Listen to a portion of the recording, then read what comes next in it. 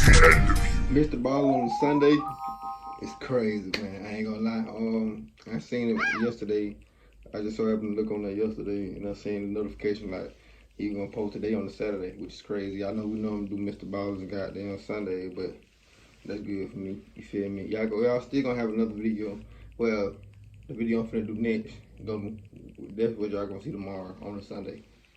So it's today. Today is Saturday, but tomorrow it's Sunday to y'all. But yeah, man, we got this long video. I don't want to hold y'all, man. Don't get them motherfuckers stuck.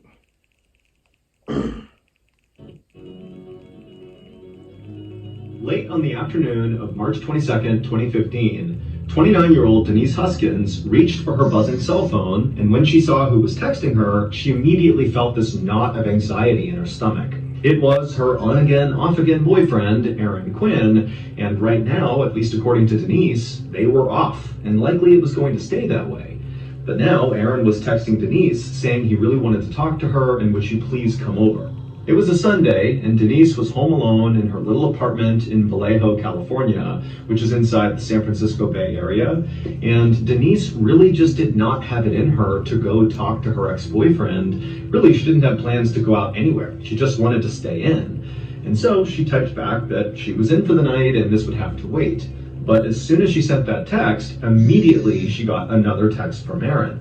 For a long minute, Denise just sat there on the couch looking at her phone, wondering what she was going to do. Denise and Aaron had met the previous summer after Denise had moved to Vallejo from Boston, Massachusetts to work at a hospital in Vallejo called Kaiser Hospital. Denise had her PhD in physical therapy, and Kaiser Hospital had a great physical therapy program, especially for people with brain and spinal cord injuries.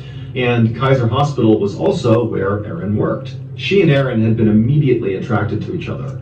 Aaron was tall and fit with dark hair and piercing eyes, and he loved to cook. And Denise, she was blonde and blue-eyed and very outdoorsy and driven. And so pretty much right away, Aaron and Denise would get into these intense conversations where they each would kind of dive into the other person's life. I mean, they were really connecting on a deep level. But even though they both clearly got along great and they were really connecting, their relationship got off to kind of a rocky start. Aaron had actually been engaged to be married before he met Denise, but Aaron's fiance had cheated on him, so he had ended the relationship, and it was during that time, right after this relationship had ended, that he met Denise. And so Denise was kind of like a rebound, and she kind of felt like a rebound, but again, they're getting along great, and so both were optimistic. I ain't gonna lie, I can tell you right now, I've been in the same situation. Well, my ex didn't cheat on me type of shit, but anyway, I've been in the same situation. Moving on too fast after getting out of a relationship, that shit never works. I can tell you right now, I know this story can go left. That it was more than that. And so Aaron and Denise had officially begun dating in the fall of 2014. I know it's gonna go left. But 7 months later, so in March of 2015, when Denise was getting these text messages from Aaron, at least in Denise's mind, their relationship really was done. Because Denise had caught Aaron texting his ex-fiance, basically begging her to get back together with him. And so Denise felt really hurt. You know, she understood that that was a really intense relationship. And of course, Aaron would still have feelings for his ex to some degree, but she felt really betrayed. And so she told Aaron that that was it. But it was really painful for Denise because she did love Aaron, even though she knew, this relationship likely wasn't going to work. And now here Aaron was blowing up her cell phone with text messages to meet up and talk, and he just wasn't taking no for an answer. And so Denise finally typed out this long message back to Aaron, basically saying, look, I don't feel comfortable coming to your house. It's the house that you shared with your ex. I don't want to go there. We can talk another time. I think for right now, what you need to focus on, Aaron, is kind of like recording me. Take me out on dates and show me that you really want to be with me, because right now there's no trust. And Aaron, to his credit, wrote back to Denise and basically said, yes, I'm definitely willing to do that. I want to put in the work to win you back. I care about you, Denise. But he said, I really have something important to tell you, and I just don't feel comfortable talking about it anywhere else besides at my house. So please, can you just come over tonight? It's really important that I see you. And at first, Denise really did just kind of hold the line, and she told Aaron that, no, I'm not going to come to your house. But again, Aaron, he just would not let it go. God He damn, really boy, you seemed bad actually damn, very eager to see Denise, and it made Denise feel special. And so eventually she kind of gave it up and said, you know what? Okay, I'll come by. And after that, Denise got up off the couch, she got dressed, she called their favorite pizza place and ordered some pizza that she would pick up and bring to his house for them to eat that night. And then she headed out to her car and pulled out of her driveway. At about 5:30 p.m. that night, Denise arrived at Aaron's two-story home on Mare Island, which is actually just a little peninsula in Vallejo, California. And Denise, she grabbed the pizzas off the passenger seat, she grabbed her overnight bag because she was optimistic that, they're about to have a great talk and maybe rekindle and maybe she'll stay the night. And so with her things and her pizza, she walked up to the front door and knocked. Welcome to Bigo, where connections come alive. Anytime, anywhere. This just sound like my life.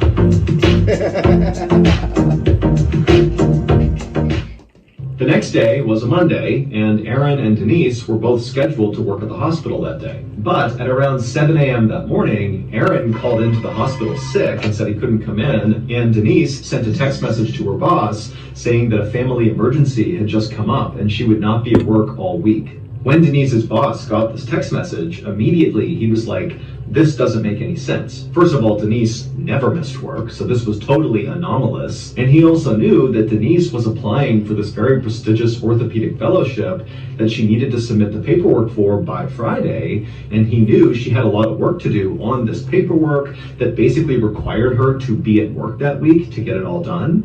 And so if she was missing a week, then it looked like she would not be applying for this fellowship. And that just seemed totally unusual because Denise was really serious about this fellowship. And so Denise's boss wrote back to her and just said, I understand you have an emergency, we're here if you need us, take whatever time you need. And then a few hours later, her boss checked his phone again and he saw that she had not written him back. And so Denise's boss was like, wow, I guess, she really must be dealing with some serious family emergency that's keeping her from using her phone. About 7 hours later, at around 2 p.m. on this Monday, where Aaron and Denise had not shown up for work, there was a 911 call that came into the Vallejo Police Department. And the person making the 911 call was Aaron. And Aaron's voice was totally slurred, and then he told this very confusing story about some sort of kidnapping, and then he begged police for help. 2 police officers happened to be near Mare Island, where Aaron lived, and so within 2 minutes of this 911 call coming in, those 2 officers were knocking on Aaron's front door. And when Aaron let them inside, these officers noticed 3 things in quick succession.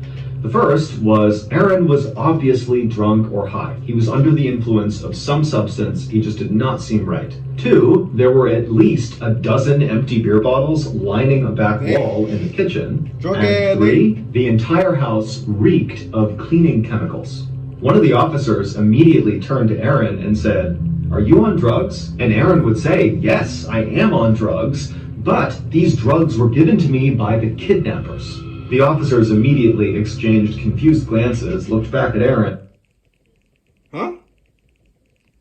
and then just said, "Okay, well, we're going to take a look around." And so the officers wound up going upstairs, and as they went upstairs, that cleaning chemical smell got stronger and stronger, and they made their way into the master bedroom, and they saw the ground had obviously been recently vacuumed, and that cleaning smell was really strong in here. The sheets on the bed were all gone, except for the fitted sheet that sat over the mattress. And so the officers were about to leave the master bedroom and keep looking when one of the officers stopped and he noticed something on the bed, and he called the other officer over, and they walked over and they looked down, and sure enough, on the bed was about a quarter-sized drop of blood. The police officers left the master bedroom and they went back downstairs where Aaron was, and they walked up to him and said, "Okay, tell us again what happened with these kidnappers and what's going on here." And Aaron would launch into a totally bizarre story. Through slurred speech, Aaron would say 12 hours earlier, so around 3 in the morning that morning, so early Monday morning, Aaron said he was in his house with his girlfriend, Denise, when suddenly these men wearing wetsuits broke into the house, and they immediately tied up Aaron and Denise and then made them wear these goggles that had been all taped up, so once they were on your face, you couldn't see anything. Aaron would tell the police that the intruders, in addition to wearing wetsuits, they also were carrying guns, tasers, also laser pointers, and also very high-powered What in the Call of Duty Special Ops shit is this? Or Grand Theft Auto shit is this? Flashlights. And so when they came in, there were all these lights and beams everywhere. I mean, it was totally chaotic. Blue beans, cut a red bean on that chase he and Denise had been tied up and had goggles on, the men in blue bean, cut a red beans on that. You know what I'm saying? Came over to them and put headphones on each of them, and then they played this recording, which had this weird, soothing music, and then somebody narrating, telling Aaron and Denise that they were not in any danger, that this was just a robbery, and to stay calm and nothing would happen. Stick up, Nick. And so Aaron and Denise had done just that. They tried to follow orders. And then at some point, the headphones came off, and both Aaron and Denise were told to go to separate rooms, and they kind of fumbled their way into the separate rooms, at which point the men demanded they give up their banking information and passwords, and Aaron and Denise did that. They gave up all their banking info, and then Aaron and Denise were brought back into the living room. They were tied back up again, and then even though Aaron and Denise couldn't actually see this, they heard the sound of somebody apparently coming in that sounded like a doctor, who then took Aaron and Denise's blood pressure before administering this drug to them that made them both very sleepy. And then before Aaron and Denise passed out from this drug, Denise was taken by the intruders, and the intruders told Aaron that they had rigged a camera system inside of his house to watch him so he couldn't leave to go save Denise. And so Aaron basically just stayed in the house until he fell asleep from this drug. And then when he woke up again and managed to get his restraints off, he saw that Denise really was gone. And so Denise had to be with the kidnappers. After Aaron was done telling this totally weird story, which again, you got to remember, as he's talking, he sounds totally drunk. And so they kept having to ask him to say again what he was saying. And, Aaron's just kind of loopy. And so the whole thing is just so weird. And so when Aaron was finally done telling the story, the two officers just stared at him in silence. And then the officers looked at each other, and without even saying anything, they both were thinking the same thing. Probably this guy has killed his girlfriend, Denise, and after he killed her, he must have spent time cleaning the house, which... That's what I was thinking, my guy. You call the police on yourself. This nigga dumb, cuz. That's why they smelled all the cleaning chemicals, and then maybe when he was done, he felt bad about what he had done, and so he began drinking beers to kind of cope with what he had done, and that's why all those empty bottles were there, and that's why he was acting so drunk right now. And then at some point, he worked up the courage to call 911 and pretend that he didn't know where his girlfriend was, and make up this whole alibi about these weird kidnappers that came in and did this stuff. But obviously, it was just a ruse. This guy killed his girlfriend. That's what happened. And so finally, one of these officers spoke to Aaron, and they said, "You're going to need to come to the station with us and explain yourself." Commercial. As much as I love a couple of Mr. You can... Is she texting someone behind your back? A single Spokio search can help you find out who she's messaging. About these kidnappers, because as much as they didn't believe him, they did need to officially rule out that there was no kidnapping. And so they needed all the information about these kidnappers, who they were, what they looked like, what they sounded like, everything. And at the same time, police were talking to Aaron. Police also brought in Denise's roommate, and they asked the roommate, "Do you know anything about Denise's relationship with Aaron?" And the roommate would say, those two have had a very troubled relationship. And the roommate would say that, as far as they understood, Aaron and Denise were not a couple anymore. And so police would actually go over to Aaron in the police station, and they would say, "Hey, we have people saying that you and Denise, who you called your girlfriend, you guys were not dating. You had broken up. Explain yourself." And Aaron would say, "Well, actually, that's why Denise was coming over. Before all this kidnapping happened, she was coming over so we could reconcile." And we did. We had reconciled. We were back together when the kidnappers in wetsuits came inside the house. But the more police looked into Aaron's kidnapping story, the less it made sense. And it really didn't make sense to begin with. And so really, it just got weirder and weirder. It don't make sense. Like, for one, Aaron said that he and Denise had been kind of forced to give up their banking information and their passwords, and they did that. They gave that up to the kidnappers. But when police looked into Aaron and Denise's banking records, there was no money withdrawn. The only activity on either of those accounts was on Aaron's account. 2 hours before Aaron called 911, he called his credit card holder and attempted to get them to give him a large cash advance so he could buy a boat. When police asked Aaron about the strong cleaning chemicals smell in his house, Aaron absolutely denied doing anything to clean his house. He didn't know how that happened. Also, Aaron would tell police that these kidnappers had actually wanted a ransom to be paid to them, but he said it was only for $8,500. He's switching his story. And so police are like, why would these kidnappers take Denise and run away with her and risk very serious jail time for Man, I can't be on the tether. This bitch ass nigga give me out to run around, man. $8,500. It just seemed way too low for what they were doing. And then there was another weird detail that came out of interviewing Aaron at the police station. One of the police officers had noticed that Aaron's eyes were totally dilated, his pupils were huge, and for a little while, police had thought maybe that was because he was on some drug or something, which can cause your pupils to dilate. But based on the weirdness of the story that Aaron was relaying to them, they actually began to suspect that Aaron was having a schizophrenic break. That is a symptom of a schizophrenic break. Schizophrenia is a very serious mental illness that often begins to appear in young adults, and Aaron was only 30 years old, so he's at the right age for this to happen. And while schizophrenia does not make people violent, it does make people very paranoid, and it also can cause hallucinations and mental disturbances. And so when police were looking at the details of Aaron's story about men in wetsuits breaking into his house and taking his blood pressure before stealing his girlfriend, but also cleaning his house at some point, that just seemed so weird and kind of crazy that it did seem to kind of line up with schizophrenia. Yeah. By 9 p.m. on March 23rd, so 7 hours after Aaron had called 911 to report Denise missing, the Vallejo police decided they needed to call in the FBI because this was just so weird, and we have this missing person who could have been kidnapped. They finna get to the bottom of it. Or maybe they're dead or hurt or something. I mean, there was just so much going on with this case, they needed backup. And when the FBI arrived in Vallejo, the first thing they did is they took Aaron and they gave him a lie detector test. Damn. And he failed it completely. They ain't and after bullshit. finding out he had failed it completely, They ain't bullshit. he immediately lawyered up. By the next day, March 24th, there were over Hey, they said, fuck this shit. We ain't finna play with your ass.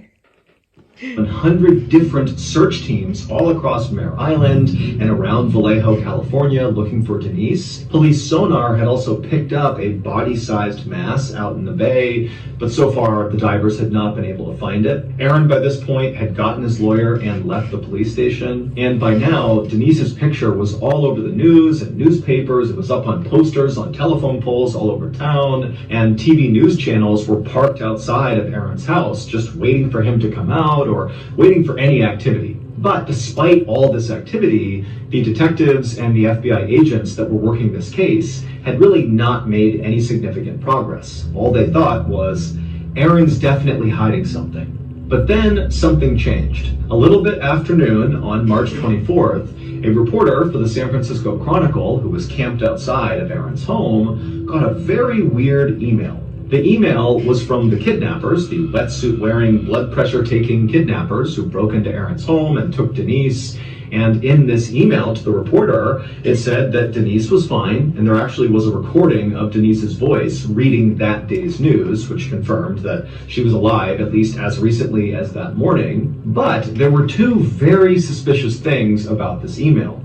The first one was the recording of Denise's voice, the proof of life recording. Well, she did not sound in any way stressed. She sounded utterly calm, like she was reading the news, like it was completely no big deal. Earlier today, there was a plane crash in the Alps.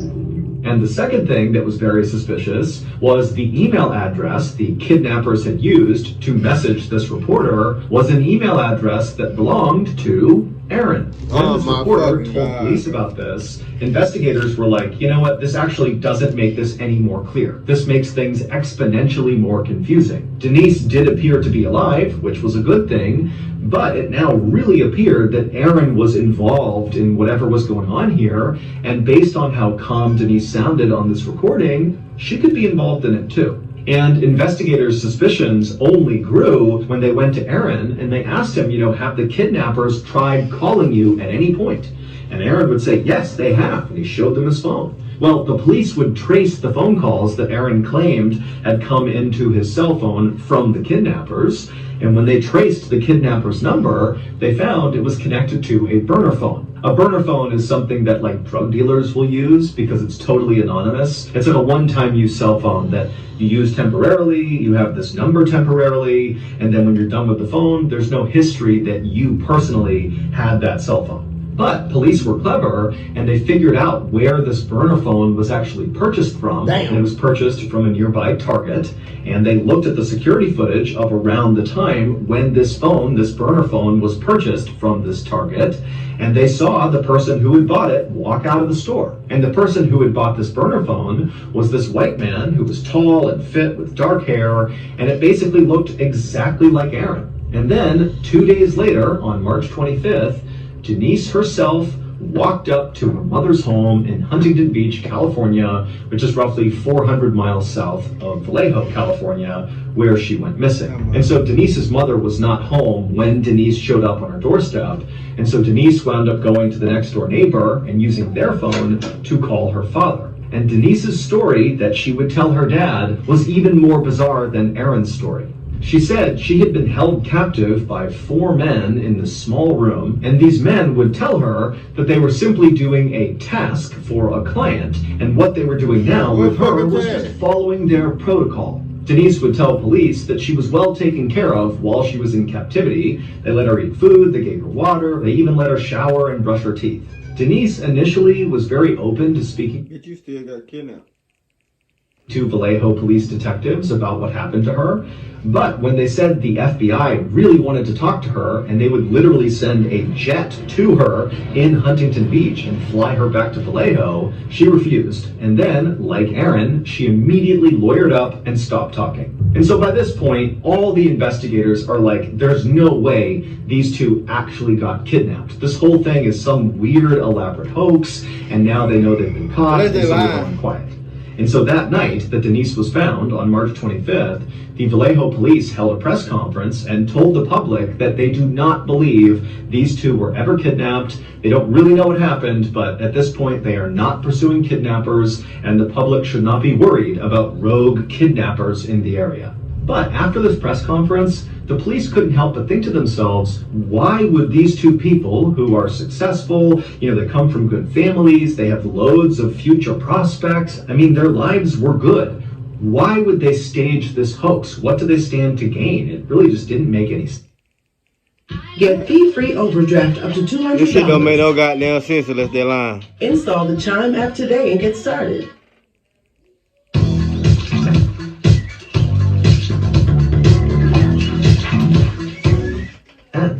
For weeks, the investigation into whatever happened to Aaron and Denise continued, but there was virtually no progress. The media was still very interested in this case. It was totally salacious, and they had dubbed this case the Gone Girl case in reference to a movie about a woman who fakes her own kidnapping. As for Denise and Aaron, they stayed lawyered up, and the only I seen that before. Message they put out to the public was that they were telling the truth. And so really this case just didn't make sense to anybody until about 2.5 months later on June 5th, 2015. Early that morning, a police officer in a town called Dublin, which is just south of Vallejo, California, found a piece of evidence that basically broke the Gone Girl case wide open. The evidence this police officer found was a cell phone. Not a burner phone that's totally anonymous, but a real cell phone that is registered with a phone company and therefore is registered with an individual person.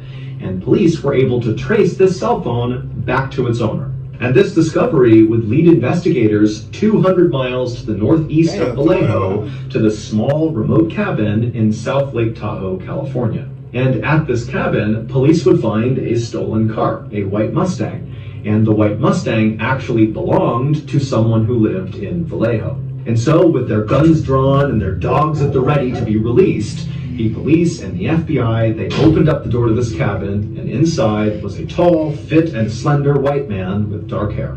The cabin was a total mess, with discarded food and trash and piles of clothes everywhere, but none of that really stood out to the police. Instead, what stood out to them as they're yelling at this guy to stay where he is all around the cabin, all over the ground, kind of on top of all the trash and mess, were things like laser pointers and high-powered flashlights and zip ties and goggles, like swim goggles, with tape all across the front of them blocking out your view. The police had finally found one of the kidnappers. And while this kidnapper looked exactly like Aaron, he was a tall, fit, slender white man with dark hair, it wasn't Aaron. In fact, neither Aaron nor Denise had ever met this person, and this person, this kidnapper, had never met Denise or Aaron. There was absolutely no connection between them.